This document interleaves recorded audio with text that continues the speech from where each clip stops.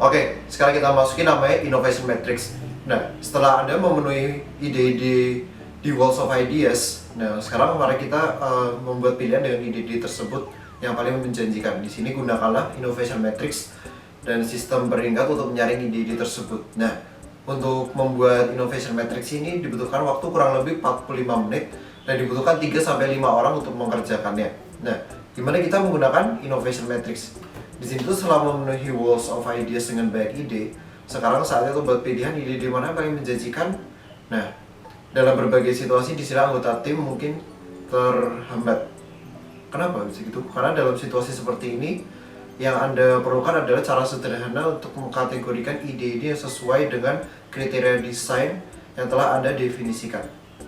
Oke, sekarang kita masuki step by step guide. Nah, di sini tuh sebelum Anda memulai, atur lingkungan yang nyaman, jelas bukan ruang meeting sekali lagi. Nah, di situ beberapa checklist yang harus Anda penuhi, yaitu pertama, cetak atau gambar kanvas pada lembar kertas yang besar. Yang kedua, siapkan sebaik-baiknya sticky note dan spidol. Dan yang ketiga, siapkan waktu 45 menit tanpa gangguan. Nah, yang kedua, kategorisasi ide Anda. Nah, di situ kita manusia itu memiliki kepandaian mengkategorikan sesuatu. Wow, hebat bukan? Nah, di sini tuh kita menghabiskan sebagian besar kehidupan profesional untuk mengkategorikan dan mensubkategorikan pekerjaan yang kita tekuni. Dalam hal memasangkan hasil dari Walls of Ideas, 2x2 matriks adalah alat yang sempurna untuk memanfaatkan kemampuan kategorisasi Anda. Nah, Innovation Matrix sendiri itu terdiri atas baris yang menggambarkan perubahan substansi secara linear dan kolom itu sendiri menggambarkan penurunan biaya dan peningkatan pendapatan. Nah, tentunya Anda dapat menggunakan kriteria keputusan Anda sendiri untuk baris dan kolom tersebut. Nah, pastikan juga bahwa kriteria apapun yang Anda pilih memiliki perbedaan yang jelas yang akan membantu Anda untuk menyusun ide-ide Anda dan memilih ide yang dituangkan dalam prototipe dan validasi. Oke, yang ketiga ada namanya go big or go home. Dan di sini alat ini dirancang untuk memisahkan ide-ide yang menghasilkan perubahan inkremental. Nah, arti inkremental ini bertahap dan mudah dicapai dengan ide-ide yang akan membuat perbedaan signifikan. Misalnya, ide untuk mengurangi biaya dengan mewajibkan setiap orang untuk mencetak kertas pada dua sisi, memberikan perubahan inkremental dengan usaha kecil. Nah, tentunya untuk perusahaan besar hal ini tentu bisa menekan biaya operasional tentunya. Nah, akan tetapi itu mungkin merupakan perubahan memang bisa dan harus diimplementasikan. Lain halnya dengan perubahan besar yang mampu menyebabkan pergeseran signifikan. Ide-ide ini akan muncul pada kuadran atas matriks. Nah, yang keempat ada namanya use the matrix.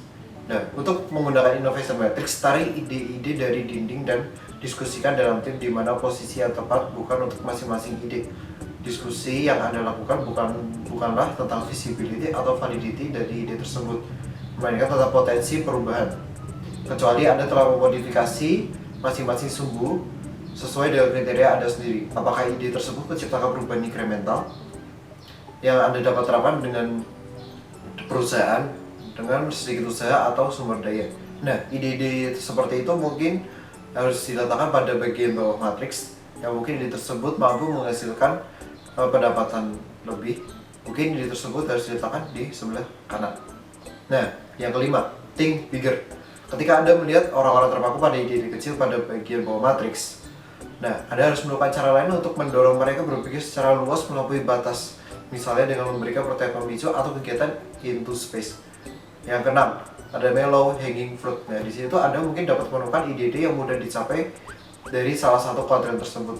Ketika matriks terisi penuh, Anda bahkan dapat mendistribusikannya kepada orang-orang untuk dikembangkan. Tetapi perlu diingat sekali lagi bahwa ide-ide pada kuadran atas yang akan membuat perubahan yang paling besar. Nah, kemudian next step-nya harus ngapain? Di sini ada beberapa checklist. Yang pertama, sebagian besar ide Anda terletak pada dua kuadran atas. Nah, yang kedua, hasil dari voting signifikan. Yang ketiga, Anda bisa membuat pilihan yang jelas berdasarkan kriteria desain. Yang keempat, apakah Anda mampu merealisasikan ide Anda sebagai kanvas model bisnis atau proporsi nilai. Oke, sekarang kita masukin dalam tool overview. Di sini cuma terdiri dari dua bagian aja. Yang pertama adalah top quadrants. Nah, di sini tuh inilah yang Anda ingin ide-ide Anda itu berakhir. Nah, yang kedua ada namanya don't stop. Di situ jika Anda telah mengkategorikan ide-ide Anda dan kuadran teratas tidak cukup terisi, maka coba putaran ide-ide lain.